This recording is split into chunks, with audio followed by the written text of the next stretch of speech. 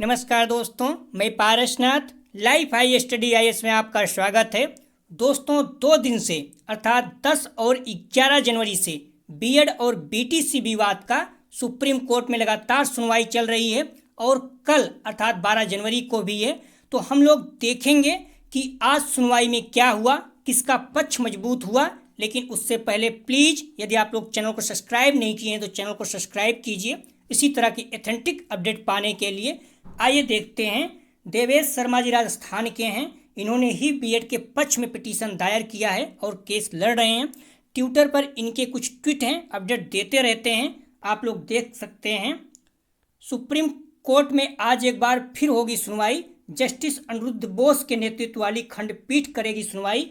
कल बीएड अभ्यर्थी की तरफ से अधिवक्ता पीएस पटवालिया सहित अन्य अधिवक्ताओं के द्वारा रखा गया था पक्ष।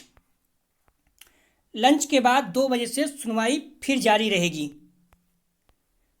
अभी राजस्थान सरकार की तरफ से एडवोकेट मनीष सिंघवी आर्गूमेंट कर रहे हैं। लंच के बाद भी राजस्थान सरकार का पक्ष सुना जाएगा। राजस्थान सरकार का मतलब हो गया यहाँ पर बीटीसी। कल फिर सुनवाई जारी रहेगी। आप लोग देख सकते हैं केस स्टेटस 11/1/2023 सीरियल नंबर 32। आज कोर्ट में क्या कुछ बहस में हुआ, थोड़ा सा उस पर बात करते हैं। आज अर्थात 11 जनवरी को लगभग 2 घंटे सुनवाई हुई। कल अर्थात 12 जनवरी को फिर सुनवाई होगी। जहां तक है कल पूरा केस फिनिश हो जाएगा। 10 जनवरी को बीएड, भारत सरकार और एनसीटीई ने अपना पक्ष रखा था। आज अर्थात 11 जनवरी को बीटीसी का पक्ष सुना गया। बीएड की तरफ से पीएस पटवालिया सर आर्गूमेंट कर रहे थे।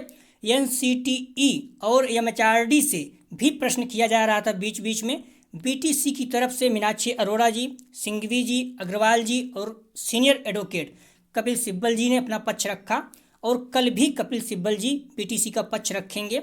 आज सेक्शन 23 और 29 पर भी बहस हुई, जिसमें कहा गया है कि यदि बीटीसी अभ्यर्थी पर्याप्त संख्या में ना हो तो एनसीटी उसमें बदलाव कर सकती है। इस पॉइंट को आप लोग ध्यान रखना। सेक्शन 23 और 29 में इस बात को बताया गया है कि यदि बीटीसी अभ्यर्थी पर्याप्त संख्या में ना हो, जैसे पहले क्या था, कुछ प्राइमरी की सीटें खाली चली जाती थी, तो यदि बीटीसी के अभ्यर्थी पर्याप्त संख्या में ना हो तो एनसीटीई उसमें बदलाव कर सकती है। लेकिन यदि बीटीसी अभ्यर्थी पर्याप्त संख्या में हैं तो बीएड को एलिजिबल करने का कोई औचित्य नहीं बनता है। साथ ही सेक्शन 23 और 29 में इस बात को भी मेंशन किया गया है कि यदि एनसीटीई को किसी स्थिति में बीएड वालों को एलिजिबल करना भी पड़े तो यह शॉर्ट टर्म होना चाहिए, अर्थात कुछ समय के लिए होना चाहिए, हमेशा के लिए नहीं। मतलब 23 और 29 में इस बात को कहा गया है कि यदि बीटीसी वाले अभ्यर्थी पर्याप्त संख्या में नहीं है तो उसमें आप बदलाव कर सकते हैं, अर्थात बीएड वालों को अलाउ कर सकते हैं। लेकिन यदि बीएड वालों को अलाउ करते भी हैं तो ये शॉर्ट टर्म के लिए होना चाहिए, हमेशा के लिए नहीं। जैसे बीटीसी के अभ्यर्थी पर्याप्त संख्या में हो जाएंगे, आप बीएड वालों को एलिजिबिलिटी खत्म कर देंगे, अर्थात बीएड वाले एलिजिबल नहीं रहेंगे। तो इस पॉइंट को आप लोग ध्यान रखना। सेक्शन 23, 29 बहुत इंपॉर्टेंट है। इसमें सब कुछ जो भी है स्पष्ट रूप से कहा गया है। तो उस समय जब प्राइमरी में बीएड वालों को अलाउ किया गया था तो बीटीसी के अभ्यर्थी पर्याप्त संख्या में उपलब्ध नहीं थे। ये राजस्थान की बात है, क्योंकि राजस्थान सरकार की तरफ से बीटीसी के पक्ष में कपिल सिब्बल जी लड़ रहे हैं। तो इस बात पर यही आज बोला गया कि बीटीसी अभ्यर्थी को उस समय पर्याप्त संख्या में नहीं थी जब बीएड वालों को अलाउ किया गया था राजस्थान में, और आज बीटीसी वाले पर्याप्त संख्या में हैं तो बीएड वालों को अलाउ नहीं किया सकता है, क्योंकि सेक्शन 23, 29 में साफ शब्दों में कहा गया है यदि बीटीसी के अभ्यर्थी पर्याप्त संख्या में नहीं रहेंगे तो एनसीटीई उसमें बदलाव करके बीएड वालों को अलाउ कर सकती है, लेकिन ये शॉर्ट टर्म के लिए है, हमेशा के लिए नहीं है। तो अब क्या हुआ कि एक बार जब अलाउ हो गए हैं तो बाहर नहीं हो रहे हैं, इसीलिए उस पर बहस हो रही थी।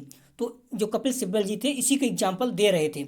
आज जब बीटीसी के वाले अभ्यर्थी पर्याप्त संख्या में उपलब्ध हैं तो बीएड को प्राइमरी में कंटिन्यू कैसे रखा जा सकता है, इस तर्क को कपिल सिब्बल जी रख रहे थे और बीएड की तरफ से पीएस पटवालिया जी रख रहे थे। तो उस पर काफ़ी अच्छी बहस हुई, बहुत मतलब कुछ ज़्यादा ही तू मैं हो गई। तो कल अर्थात 12 जनवरी को फिर से बीटीसी का पक्ष कपिल सिब्बल जी रखेंगे अपना पक्ष। अभी कंटिन्यू चल रहा है, पूरा नहीं हुआ है उनका पक्ष। कल का दिन बीएड और बीटीसी, ध्यान रखना आप लोग, कल का दिन बीएड और बीटीसी दोनों के लिए बहुत खास रहने वाला है, क्योंकि कल का दिन दोनों पक्षों के अभ्यर्थियों के करियर को एक नया आयाम देगा। और उम्मीद है कि कल ही पूरा जो भी बहस होगा पूरा केस फिनिश हो जाएगा, ध्यान रखना। तो ये था आज की अपडेट। कल की जो भी अपडेट मिलेगी आप लोगों को बताता रहूँगा, लेकिन प्लीज़ वीडियो को ज़्यादा से ज़्यादा शेयर कीजिए जिससे सभी लोगों को तक पहुँच सके वीडियो देखने के लिए धन्यवाद दोस्तों।